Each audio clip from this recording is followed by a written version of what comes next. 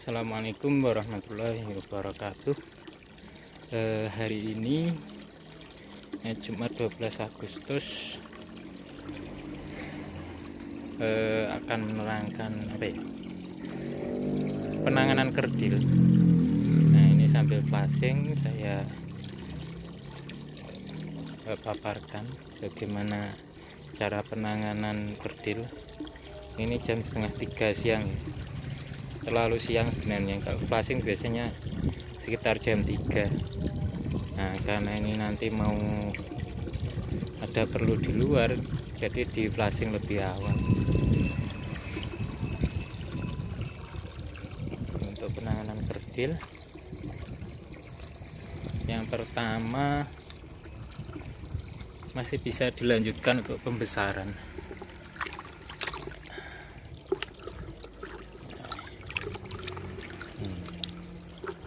Masih bisa dilanjutkan untuk pembesaran.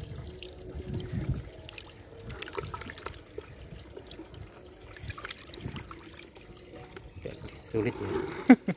Mau tak kasih contoh kerdilnya seberapa. Nah,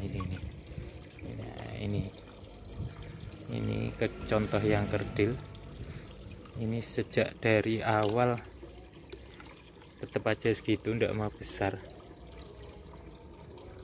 Kemungkinan nih umurnya sudah lebih dari 3 bulan atau sudah disortir berkali-kali di tempatnya pembibit.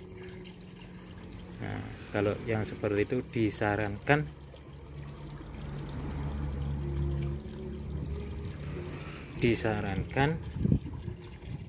yang pertama, solusi yang pertama, kalau kerdilnya kerdil ikan yang sudah tua, disarankan tidak dilanjutkan.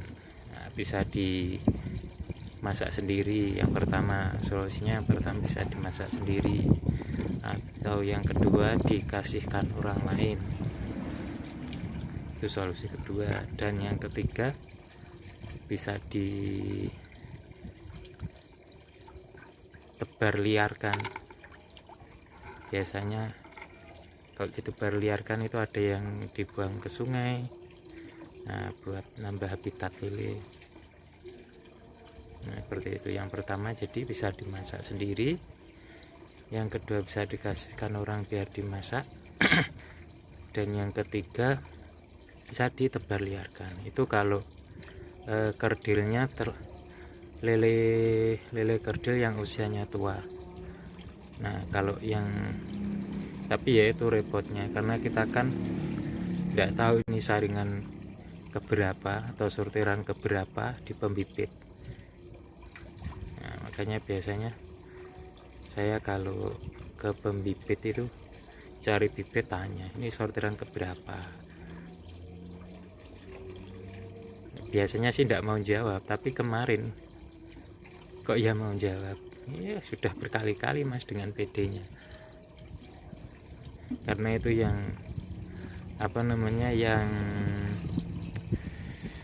yang melayani itu istrinya ya, bapaknya itu pas sakit, jadi yang melayani istrinya.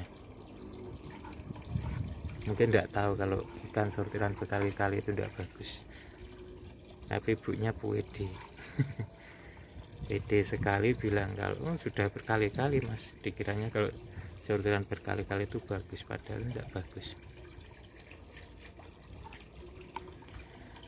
Terus yang kedua, nah kemarin dapat informasi ternyata pengepulnya mau nerima lele kerdil. Yang kecil-kecil gini mau, katanya pembelinya ada yang senang. Nah, jadi bisa dijual. Ini tadi tak timbang, yang ini saja sekitar 7 on, kalau ditambah yang sebelumnya soalnya sudah dimasak sendiri. Nah, kalau di total sekitar 1,5 kilo. Kalau kalau di store ke pengepul penjual untuk dijual lagi bisa dapat lumayan 30.000, lumayan bisa. Kalau buat beli pelet masih bisa dapat 2 kilo lebih. Nah jadi itu ya solusinya. Untuk yang masih bisa dibesarkan, nah, lele kerdil yang diindikasi memang tidak kebagian pakan, dapat pakan sedikit. Maksudnya dapat pakan sedikit itu karena setiap ngasih makan kan rebutan. Nah itu selalu tidak kebagian. Nah itu solusinya bisa dibesarkan lagi dan masa panennya diundur. Kalau pemberian pakannya biasanya ditambah 10% dari dosis normal. Misal biasanya dosis normalnya 60 gram, misal ya 60 gram, berarti ditambah 60 tambah 10%. Kalau 60 gram ya 6 gram, berarti ngasih pakannya 66 gram. Bisa lebih ya, kalau mau cepat bisa lebih. Tapi kalau saya biasanya ya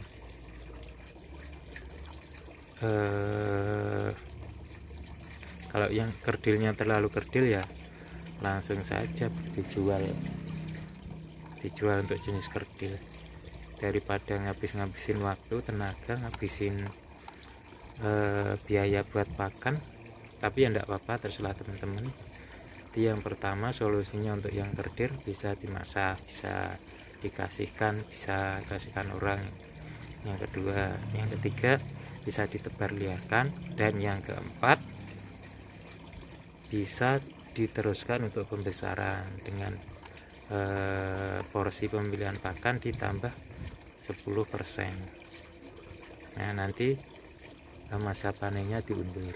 Nah, seperti itu. Ya kalau nanti ada yang perlu ditanyakan. Nah, ini udah lebih dari 10 menit ya. Udah jenis sekali. Alhamdulillah sehat-sehat kan. Kalau nanti ada yang tanyakan, jadi taruh di kolom komentar. Assalamualaikum warahmatullahi wabarakatuh.